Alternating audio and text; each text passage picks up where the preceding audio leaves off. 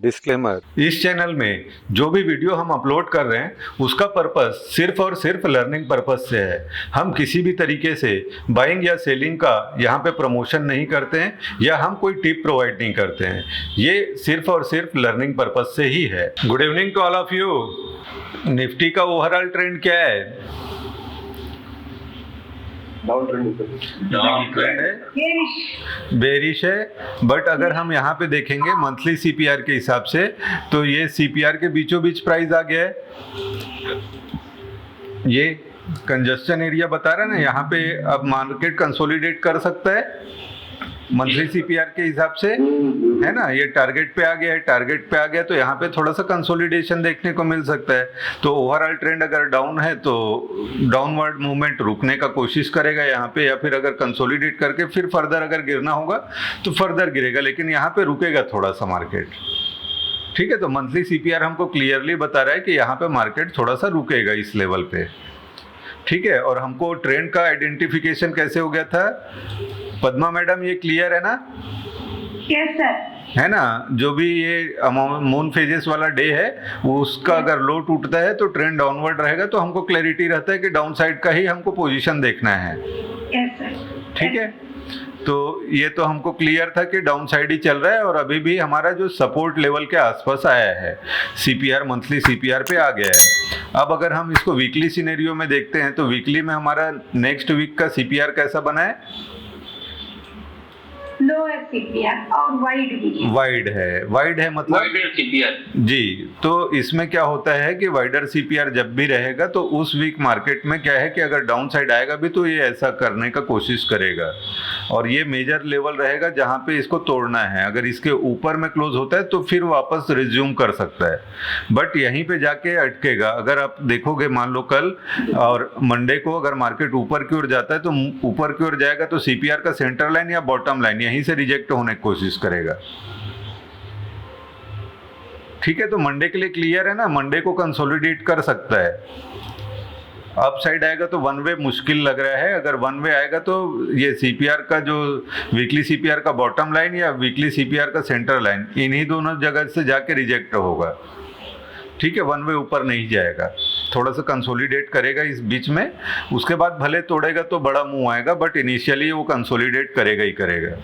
अगर हम इंट्राडे देखते हैं तो इंट्राडे में किस टाइप का सीपीआर दिख रहा है? वाइडर ही है ना। क्यों वाइडर है? क्योंकि अगर हम देखेंगे तो ये R1 प्रीवियस डे हाई और S1 प्रीवियस डे लो, इसके बीच में कितना पॉइंट का गैप है? 297 मतलब वाइडर है, एक्सट्रीम वाइडर है।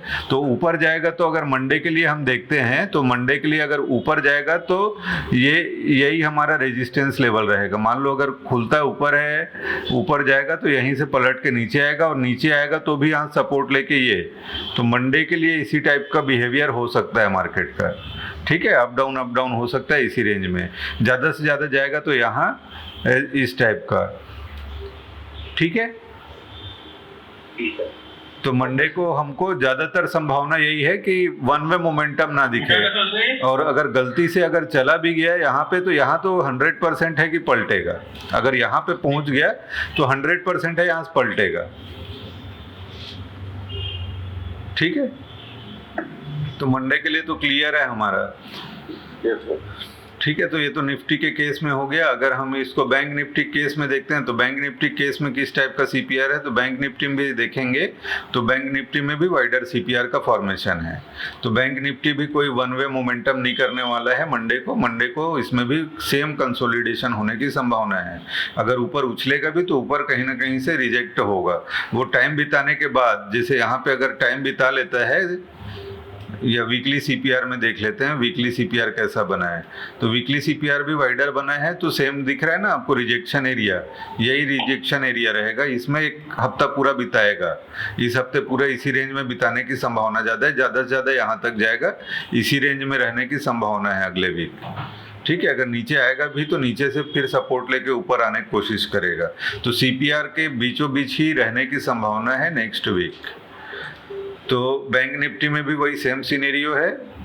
अब पोजीशन हमको बनाना है तो पोजीशन के लिए हम हेजिंग के साथ बना सकते हैं अगर हमको रिस्क फ्री करना है तो। और जिसको भी टेक्निकली साउंड है, जो डायरेक्ट करना चाहे वो अपने हिसाब से कर सकते हैं। ठीक है। और बाकी स्टॉक सिलेक्शन के लिए मैंने बताया था क्या मैडम, पद्मा मैडम, ये मैंने लिस्ट दिया था ना, आप लोगों ने स्क्रीनशॉट ले लिया था? यस सर, मगर मुझे स्टॉक का उतना ठीक है, वो आ जाएगा मैडम। क्लासेस तो मैं मिस हो गई हूँ सर बीच में। नहीं, स्टॉक्स में अभी प्रैक्टिस कराऊंगा ना मैडम, कमिंग 1 मंथ में हम स्टॉक सिलेक्शन साथ में करेंगे। कोई भी स्टॉक हम सेलेक्ट कर रहे हैं तो क्यों करेंगे ये हम लोग डिफाइन कर लेंगे, और उसके बाद फिर स्टॉक्स में हम लोग हेज्ड पोजीशन बनाएंगे। तो सेम मेरा भी पोजीशन रहेगा, वही पोजीशन अगर आपको समझ में आता है तो आप अपने से कर सकते हो, जिसको नहीं आएगा सीधा सीधा कॉपी मारना। Yes sir. 1 महीना कम से कम उस लेवल पे हम प्रैक्टिस करेंगे कि नहीं समझ में आ रहा है, या हम समझ में भी आ रहा है लेकिन मान लो कहीं ना कहीं कॉन्फिडेंस का कमी है, तो हम क्या करेंगे, लॉस को मिनिमम कर देंगे। भले प्रॉफिट हमारा छोटा हो बट लॉस नहीं के बराबर कर देंगे। तो इसमें क्या होगा कि हमारा विश्वास आ जाएगा कि चलो भाई ठीक है, अगर कुछ गलत भी होता है तो हम उतना ज्यादा पैनिक नहीं होंगे, और मंथ के आखिरी में हमको ग्रीन ही दिखेगा। तो जब हमको ये विश्वास आ जाए ना कि आखिरी में ग्रीन ही रहना है, तो हमको डर नहीं लगेगा ना, लॉट साइज बढ़ाने में भी डर नहीं लगेगा, क्वांटिटी बढ़ाने में कुछ में भी दिक्कत नहीं होगा। अगर मान लो हमारा एक लॉस में भी है तो मान लो 5,000 का लॉस है, और दूसरा अगर प्रॉफिट में आएगा तो 10,000 का रहेगा, तो नेट नेट आप प्लस में ही रहोगे। मुझे यही समझदारी हुआ सर आपका जी। पुराना क्लासेस से जी। 4 इंडिसेस को हम अगर सेलेक्ट किया तो 4 में से जरूर हम टॉपिक में जी जी चले जाएंगे। जी जी जी। Thank you sir. Thank you. तो ये लिस्ट है, किसी को अगर स्क्रीनशॉट लेना है तो इसमें निफ्टी के टॉप 10 कंस्टिट्यूएंट, इसमें सबसे बड़ा कंपनी है Reliance, HDFC bank, TCS, Bharti Airtel, SBI, ICICI bank, Bajaj finance, ये सब, इन्फोसिस, ये टॉप 10 कंपनीज है। तो उसका मैं फ्रंट पे रख दिया हूँ ताकि एक अंदाजा लग जाए कि भाई टॉप कंपनीज का परफॉर्मेंस कैसा चल रहा है रनिंग मार्केट में। तो स्क्रीनशॉट कोई लेना चाहे तो ले सकता है। इसके साथ में मैंने यूएस का इंडेक्स रखा है, गिफ्ट निफ्टी रखा है, क्रूड ऑयल रखा है, बिटकॉइन रखा है, और इंडिया विक्स रखा हुआ है। तो ये स्क्रीनशॉट, हाँ, US 30 क्या है? अमेरिका का मार्केट है ना, डाउ जोन्स। ठीक है। दूसरा है ये जो स्टॉक का लिस्ट है, जिसमें अगर हम एफ&ओ में करते हैं तो एफ&ओ में हमको एक अच्छा मूवमेंट मिल जाएगा। जिस कंपनी में फ्यूचर एंड ऑप्शन में वॉल्यूम का इशू ना रहे और जो हाईली लिक्विड शेयर्स है उसका लिस्ट मैंने बना के रख दिया है। तो जिनको भी अगर स्टॉक सिलेक्शन स्टॉक के ऊपर ट्रेड करना है उनके लिए लिस्ट है, जो स्क्रीनशॉट लेके अपना भी वॉच लिस्ट बना सकते हैं। जैसे इसको मैंने 4 पार्ट में बनाया है। 4 पार्ट में बनाने के पीछे कोई लॉजिक नहीं है, सिंपल है कि ये कंपनीज लिस्ट में आना चाहिए। एक जगह लाइन से डालोगे ना तो कई बार इसको स्क्रॉल डाउन करना पड़ता है, उससे अच्छा है कि एक बार क्लिक करके इधर सीधा स्विच करके देख लो। और अभी तक हम लोग जो स्कैनर वगैरह यूज कर रहे थे ना, तो स्कैनर के जगह में आप डायरेक्ट इसमें 1 डे का चार्ट लगाओ, पहले तो इधर ही से देख लो 1 बाय 1 कि क्या सिनेरियो है, मंथली में किस टाइप का सिनेरियो है ना। वाइडर है और मान लो 1 वे भागा है तो पता है कि वापस आना है। वाइडर है, नीचे गया है तो पता है कि ऊपर उछलना भी है उतना ही तेजी से, वो सीपीआर की तरफ ही अट्रैक्ट होता है ना। तो जैसे एग्जांपल के लिए यही कंपनी है, वाइडर सीपीआर था, ऊपर तो गया लेकिन उसी स्पीड से नीचे आ गया। तो हमको क्या है कि स्कैनर के भरोसे बस नहीं बैठना है। Hardly it will take 1 hour time every day to completely analyse all the stocks. Hardly it will take 1 hour. और अगर हमको बड़े प्रॉफिट की तरफ जाना है या हमारे एस्पिरेशंस है कि हम बड़ा कुछ कर लें स्टॉक मार्केट में, तो 1 घंटा हमको देना पड़ेगा हर दिन, वो ज़्यादा बेहतर रहेगा। और अगर हम सिर्फ स्कैनर के भरोसे बैठे रहेंगे ना, तो कई बार क्या होता है, या तो हमको वो लेट सिग्नल देगा या वो इतना फास्ट एक्शन मांगेगा, जब तक आप डिसीजन मेकिंग करोगे तब तक वो भाग जाएगा। तो स्कैनर के भरोसे करने से अच्छा है मैनुअली करो। मैनुअली में आपको पूरा क्लियर रहेगा। उसके बाद आपको क्या है, जैसे आपने टिक कर दिया, जैसे एग्जांपल के लिए मान लो यही कंपनी आपने रखा है कि हाँ भाई इसमें एक मूवमेंट आ सकता है, लेफ्ट साइड में यहाँ पे कलर कर दो, मार्क कर करके रख दो। जैसे कोई भी रेंडमली 4-5 कंपनी आपने मान लो सेलेक्ट किया हुआ है कि इसमें मूवमेंट आएगा। अब आप यहाँ पे जाओगे, 5 मिनट का सेटअप लगाओगे और उसमें 1 बाय 1 क्लिक करके देख लोगे क्या हाल है। आपको कितना टाइम लगेगा? हार्डली 5 मिनट लगेगा। 5 मिनट में सारी कंपनी आप स्कैन कर लोगे, 40 के 40 कंपनी। निफ्टी के ब्लू चिप स्टॉक्स हैं जिसमें एपोलो वगैरह भी रहता है, निफ्टी का और अपार्ट फ्रॉम निफ्टी में तो ओनली 50 कंपनीज है। इसमें क्या है, 250 कंपनीज में से है जो भी एफएनडो के पार्ट हैं, 270 या 280 कुछ है टोटल, उसमें से मैंने सेग्रीगेट किया है 50 के आसपास। सर और कौन सा वॉचलिस्ट है सर? एक ही है ये? हाँ, एक ही वॉचलिस्ट है ये और नहीं, कौन सा है? ये आप स्क्रीनशॉट ले लो ना मैडम। ये एक है, हाँ, दूसरा ये है, ओके, तीसरा ये टॉप 10 कंस्टिट्यूएंट है या ग्लोबल इंडेक्सेस है, वो सबको देखना है एक नज़र, तो उसके लिए ये वाला है। तो 4 पार्ट में बनाने के पीछे रीजन वही है ताकि हमको ये स्क्रॉल ना करना पड़े। कई बार क्या होता है, एक ही लिस्ट में बहुत सारा कंपनी कर दोगे ना, तो स्क्रॉल करते करते कभी आधा कंपनी छुप जाएगा, कभी कुछ हो जाता है, तो वो उसमें फालतू का डिस्टर्बेंस होता है। इसीलिए 4 पार्ट में कर दिए ताकि इसमें हमको इजीली वो स्कैन करते बन जाए। और जो भी कंपनी मान लो हमने एनालिसिस किया कि कल ये कंपनी में मान लो अपसाइड या डाउनसाइड जो भी हमने प्लानिंग किया है, मार्क कर दो, मार्क कर दो, ताकि आपको क्या है कि जब मार्केट खुले 9:15 को, 9:20 को आप क्या करो, सिंगल 1 क्लिक में आप चेक कर करके देख लो 5 मिनट के सेटअप में, जिसमें सिग्नल दिख गया 5 मिनट में, कंफर्म है हाँ भाई ये अपसाइड हमने प्लान किया था, अपसाइड का कंफर्मेशन है, तो यहाँ पे हमको देखना क्या रहता है, जैसे अपसाइड का सिग्नल है तो फर्स्ट 5 मिनट का कैंडल स्ट्रॉन्ग ग्रीन बनना चाहिए और RSI 60 के ऊपर होना चाहिए, वो हमारे पकड़ में तुरंत आ जाएगा। हार्डली वो 1 से 2 मिनट लगेगा पूरा 40 कंपनी को स्कैन करने में। अब स्कैनर के भरोसे बैठे रहेंगे तो स्कैनर वाला कई बार क्या होता है, चार्टिंग वाला आधे घंटे बाद देगा या कई बार 15 मिनट बाद अपडेट करता है, तो जब तक वो अपडेट आप देखोगे तब तक तो वो प्राइस बड़ा मूव कर चुका होता है। हाँ गुंजन सर, फिर से दिखा दो चारों को। हाँ जी, ठीक है। गुंजन सर आप कुछ बोलना चाह रहे हो? RSI above 60 in what time frame? 5 minute का 1 hour? Yes, in 5 minutes. Okay. Because for intraday setup we are checking. So initially for judging intraday shares we can go for 5 minutes only. है ना, 1 our देखेंगे तो फिर वो positional के लिए आप कर सकते हो। तो अगर आपने मान लो सेलेक्ट कर दिया, कोई कंपनी दिख गया 5 मिनट में, तो उसको 1 आवर और 1 डे भी चेक कर लो ना क्या सिनेरियो है। But in 5 minute it must be more than 60, है ना। कई बार होता है ना कि 1 डे में नहीं रहेगा लेकिन 1 आवर में रहता है, तो 5 मिनट और 1 आवर दोनों में है, मतलब समझ जाना कि डेली में अगर 60 के ऊपर नहीं है तब भी चलेगा, क्योंकि हम उसको इमीडिएटली शॉर्ट टर्म में ही एग्जीक्यूट करने वाले हैं। अगर सेम डे में हमको बड़ा प्रॉफिट हो गया तो क्यों हम माथा खराब करेंगे उसको नेक्स्ट डे कैरी ओवर का, है ना। For example on Friday I made position on L&T, तो L&T का शेयर है जैसे 2-2.5% चला है सर फ्राइडे को।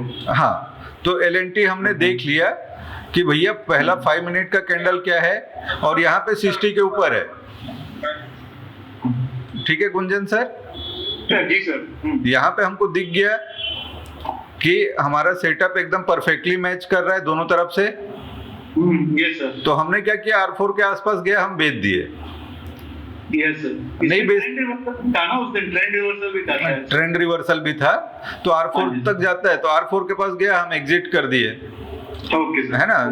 मतलब जो लोग भी उस दिन मेरे साथ फोन कॉल में थे, सबको मैंने बोला भाई निकल लो यहाँ से, हो गया काम, है ना। सेम डे में अगर मान लो एक लॉट पे 12-15 हजार रुपया दे रहा है तो बुरा क्या है, सिंगल लॉट मेरे को बहुत काम पड़ा। और सर पॉइंट हो जाएगा जो कैंडल वीवे आपको क्रॉस कर रही है और नैरो सीपीआर है।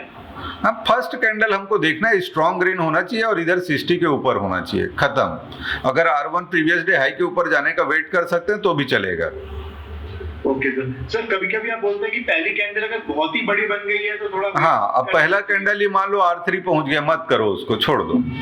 मुझे यहाँ पे चाहिए या तो CPR के पास से स्ट्रॉन्ग हो या R1 प्रीवियस डे हाई को क्रॉस कर रहा हो लेकिन R2 को क्रॉस ना करे, R2 को या डायरेक्ट R2 पहुंच गया उसको अवॉइड करो, क्योंकि जब उस टाइप का कंडीशन होता है ना तो वो ऐसे एकदम से मूव होगा, उसके बाद वहीं से गिरावट आ जाता है ना, तो उसको हम अवॉइड करेंगे।